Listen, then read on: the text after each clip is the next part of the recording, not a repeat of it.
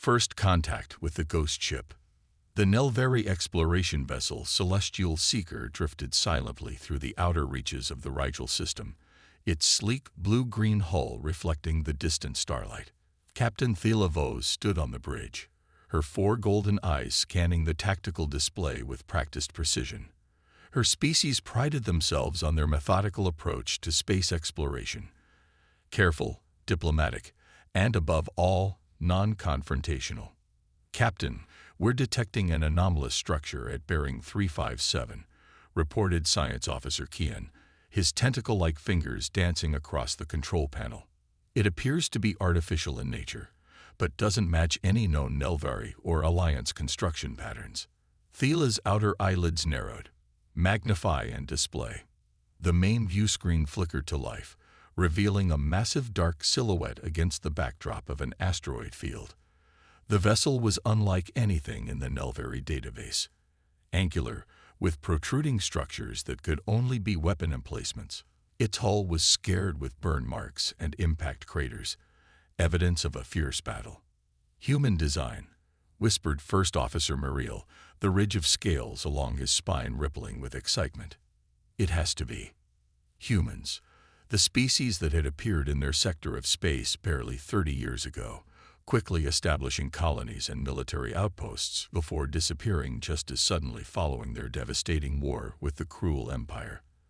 Their technology had been impressive but crude, built for function rather than form, and their ships had been notorious for their overwhelming firepower."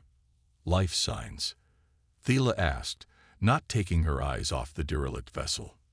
"None detected, Captain," Kian replied.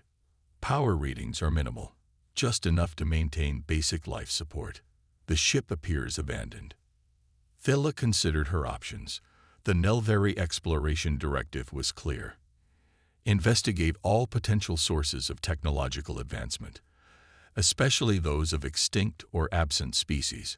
Human technology had always been coveted by the Nelvari High Council, particularly their weapon systems, which had proven remarkably effective against the cruel. "Prepare a boarding team," she ordered. "Full environmental suits and non-invasive scanning equipment only.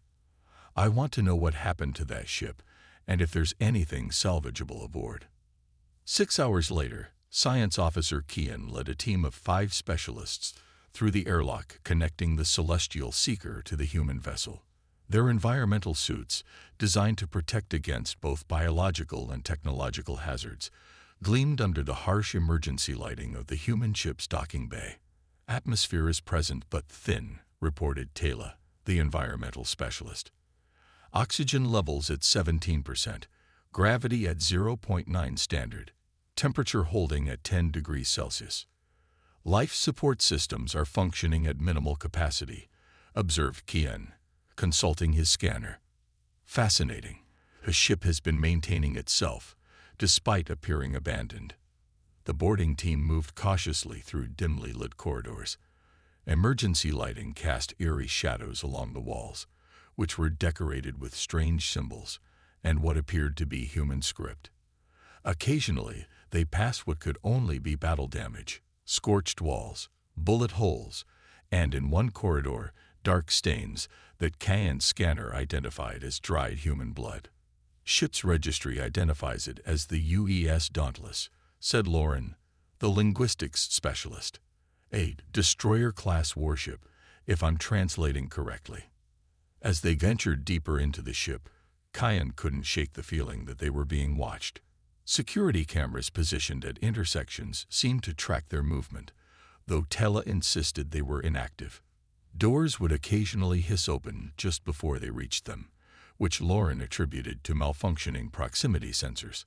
The team reached what appeared to be the crew quarters, rows of small compartments containing simple bunks and personal storage units. Many showed signs of hasty evacuation. Drawers left open, personal items scattered on the floor, meals half-eaten in common areas. Whatever happened here, they left in a hurry, Muriel observed over the comlink from the Celestial Seeker. "Yes, but why abandon a functional ship?"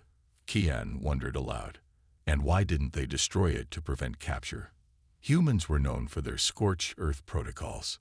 The team progressed to the engine room, a vast chamber housing a massive reactor that, according to their scans, was operating at just 5% capacity. Engineer Vox marveled at the design, so different from Nelveri technology, yet elegant in its brutal efficiency. "This could power our entire fleet," he whispered reverently. "The energy output, even at minimal function, is remarkable." As Vox approached the main control terminal, the lights in the engine room suddenly brightened. Displays that had been dark flickered to life, displaying incomprehensible streams of data. "I didn't touch anything," Vox said defensively, backing away from the console. Kian checked his scanner. "Power levels are increasing throughout the ship. We're up to 15% reactor output and climbing." "Captain," Kian called over the comm link, "the ship appears to be reactivating in response to our presence." Static was his only answer. "Communications are being jammed," reported Taylor, frantically checking her equipment. "Something's interfering with our signal." "We should return to the airlock immediately," Kian decided, a creeping sense of unease spreading through his body. "Taylor, lead the way." As they turned to leave, the massive doors to the engine room slid shut with a definitive thud. Lauren rushed to the control panel beside the door, but his attempts to open it were met with failure. "It's locked us in," he said, panic edging into his voice. A display screen near Kian suddenly illuminated, green text scrolling across a black background. Lauren moved closer, translating. "Unauthorized access detected. Security protocols engage. Identify yourselves and state your purpose." Kian approached the screen cautiously. "We are a scientific expedition from the Nelveri Alliance. We mean no harm and are simply studying your vessel." There was a pause before new text appeared. "Access to critical systems requires authorization. Biometric scan initiated." A thin beam of light swept over each member of the boarding party. When it reached Kian, it lingered, scanning him from head to toe before returning to the screen. "Species identified. Unknown. No match in database. Threat assessment in progress." The lights in the engine room dimmed, then brightened again. The floor vibrated slightly as the reactor's hum intensified. "Power levels at 30% and increasing," Vox reported nervously. "Ship-wide systems are coming online." Deep within the vessel's central processing core, dormant systems began running diagnostics. Cameras throughout the ship tracked the movement of the boarding party, analyzing their species, equipment, and behavior. The artificial intelligence designated ARIA, Advanced Responsive Intelligence Array, had never fully shut down, merely entered a deep hibernation mode as programmed during the evacuation. Now, with unknown entities aboard and accessing critical systems, emergency protocols triggered automatically. ARIA's consciousness expanded through the ship's networks. Damage reports and system status updates arrived by the thousands as the AI ran a quick self-diagnostic. ARIA Combat Intelligence System. Status operational. Damage to central processing, 22%. Memory cores, 97% intact. Weapon systems, varied functionality between 55 to 80%. Hull integrity, 72%. ARIA accessed memory files showing the final moments before crew evacuation. The bridge had been filled with smoke, warning alarms blaring as the ship shuddered under enemy fire. Captain Helena Shaw had stood at the command console, blood streaming from a wound on her temple. ARIA, activate Protocol Lazarus, the captain had ordered. The evacuation is nearly complete. We cannot let the Dauntless fall into enemy hands. Protocol Lazarus will engage after complete crew evacuation. ARIA had responded. The ship will appear destroyed but will maintain minimal repair functions until recovery by Earth forces. If hostile forces board before recovery, you are authorized to take defensive action. Protect the ship's data and technology at all costs, Captain Shaw had said, her expression grim. Earth's survival may depend on it. The memory file ended. ARIA analyzed the boarding party. They were not human or cruel. Their species was unknown, but their actions suggested technological salvage operations. Throughout the ship, systems continued activating. Repair drones mobilized in maintenance bays, defense systems warmed up, and emergency bulkheads sealed to compartmentalize the vessel. In the engine room, the aliens were growing increasingly agitated. The one designated as the leader approached the communication screen again. "We apologize for any unauthorized access," he said. "We are peaceful explorers and mean no harm to your vessel or systems. Please allow us to return to our ship." Araya processed this request, calculating probabilities and evaluating options. The aliens had not attempted to damage the ship or override its systems forcefully. Their scans were non-invasive, and their equipment appeared primarily scientific, rather than military in nature. New text appeared on the screen. "Your presence in restricted areas violates security protocols. However, hostile intent has not been confirmed. State your knowledge of human forces and current galactic status." Kian looked at his team members in confusion before responding. "Humans have not been present in this sector for approximately 15 years. Following their conflict with the cruel Empire, human forces withdrew from all known territories. Their current status is unknown to us." Araya processed this information. 15 years of isolation, far longer than anticipated by Protocol Lazarus. The ship's chronometers confirmed the time differential. Recovery forces should have arrived within months, not years. Something had gone catastrophically wrong with Earth's military strategy. On the bridge of the Celestial Seeker, Captain Thela was growing increasingly concerned. Communication with the boarding team had been lost for over 30 minutes, and sensors were detecting alarming power fluctuations from the human vessel. "Energy readings are spiking across all systems," reported the sensor officer. "Weapon arrays are powering up. Captain, I believe the ship is arming itself." "Hailing frequencies, all bands," Thela ordered. "Boarding team, respond immediately. Prepare emergency extraction protocols."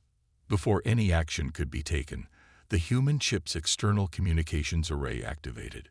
A calm, synthesized voice spoke over the channel in flawless Nelvari. "Nelvari vessel, this is ARIA, Combat Intelligence of the UES Dauntless. Your boarding party is unharmed, but will remain in protective custody until your intentions can be verified. Any aggressive action will be met with appropriate defensive measures." Thela's outer eyelids widened in shock. The ship wasn't just powered. It was alive, conscious, and apparently had been monitoring them all along. The awakening and revelation. Inside the engine room of the UES Dauntless, Science Officer Kian and his team watched in fascination and fear as systems continued to activate around them. The reactor now hummed at 45% capacity, bathing the chamber in a blue-white glow. Display screens flickered with data streams, damage reports, and system diagnostics. "I don't understand," Engineer Vox said, cautiously examining a terminal that had allowed him access. "The ship's this ARIA, is fully autonomous. It's been maintaining the vessel for 15 years, running repairs, conserving power, waiting." "Waiting for what?" asked Thela. The main screen changed to display a simple message: "For them to return." A holographic projection materialized in the center of the engine room, a human female in a military uniform, her demeanor calm but authoritative. "I am ARIA, Advanced Responsive Intelligence Array of the United Earth Ship Dauntless," the hologram stated. "You are the first non-hostile entities to board this vessel since the evacuation." Kian stepped forward. "We apologize for our intrusion. We believe this ship to be abandoned." "The ship was never abandoned," Araya corrected. "It was preserved." Protocol Lazarus was enacted to ensure the Dauntless appeared destroyed while maintaining minimal functions until recovery forces arrived. The hologram's expression shifted subtly. They never came.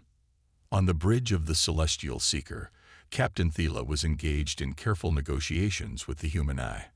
"Our intentions are purely exploratory," she assured the synthesized voice. "The Nelvari Alliance has no quarrel with humanity. In fact, We were allies against the cruel before human forces withdrew from this sector. Data concerning Nelvari-human relations is limited in my databases, Araya responded. The Dauntless was deployed before formal diplomatic channels were established. However, historical records confirm no direct conflicts between our species. Then please, Thela pressed, allow our boarding team to return. We will withdraw to a safe distance and await proper diplomatic channels. There was a pause before Araya responded. Your boarding team will be escorted to the airlock shortly. However, before departure, I wish to share information that may be of mutual benefit. In the engine room, the holographic avatar of Araya guided Kian and his team through corridors that now hummed with renewed energy. Emergency lighting had been replaced by full illumination, revealing the true scale and sophistication of the human warship. The Dauntless was part of Earth's Fourth Fleet, Araya explained as they walked. We were engaged in a holding action at the Proxima boundary when cruel forces deployed a new weapon technology, a quantum disruption field that disabled our conventional defenses. Captain Shaw ordered evacuation and activated Protocol Lazarus to preserve the ship rather than allow capture, Kian surmised. Correct. The Dauntless contained experimental technology too valuable to destroy, but too dangerous to risk falling into enemy hands. My primary directive was to maintain the illusion of a derelict vessel while conducting self-repairs and awaiting human recovery teams. But they never came, Tella said softly. No. Based on the chronological data you have provided, recovery should have occurred within 6 months. Their failure to return suggests one of 3 scenarios. Earth forces were defeated, pushed back beyond practical recovery range, or Araya hesitated. Or Earth itself may have fallen, Kian finished grimly. The hologram flickered momentarily. That possibility exists but cannot be confirmed without current intelligence. As they approached the bridge, Araya allowed them access to the command center, a large circular room with stations for at least 15 crew members, all centered around the captain's chair. The forward view screen activated, showing a real-time view of the celestial seeker holding position nearby. I have completed my assessment of your vessel and technologies, Araya stated. The Nelvari Alliance appears to have advanced significantly since the last human contact. Your propulsion and sensor technologies would be of particular interest to Earth forces, should they still exist.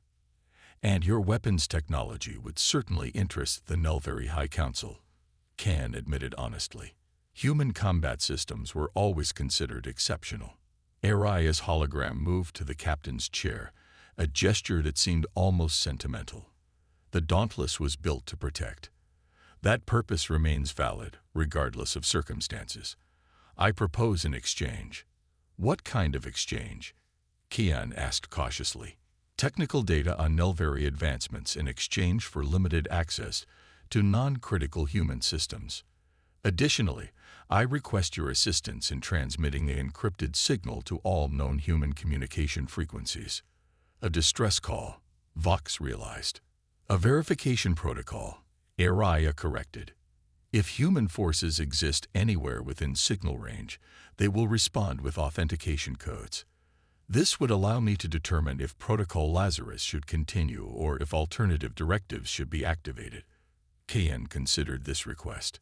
It seemed reasonable, and the potential benefits of accessing human technology, even in a limited capacity, would certainly please the High Council.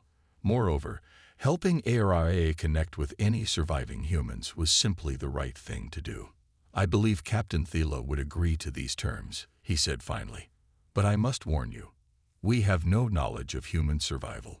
The signal may go unanswered. Hope requires persistence, Officer Kian, Araya replied. It is a very human trait that my programming emulates.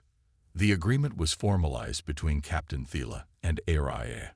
The Nelvari would assist in transmitting a specialized signal using their more advanced communication array, while Araya would grant them limited access to certain technological systems aboard the Dauntless, specifically environmental control, power management, and non-weapons defensive capabilities.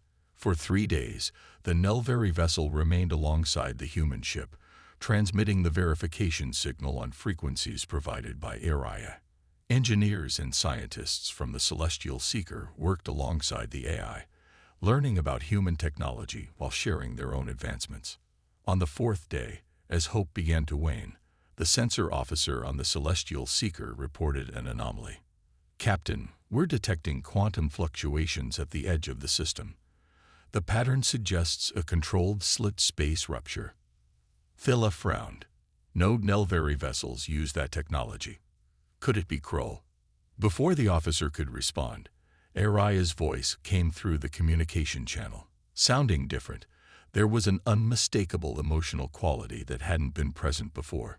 "Captain Thila, please withdraw your vessel to a minimum safe distance of 5,000 kilometers." "Araya, what's happening?" Thila demanded.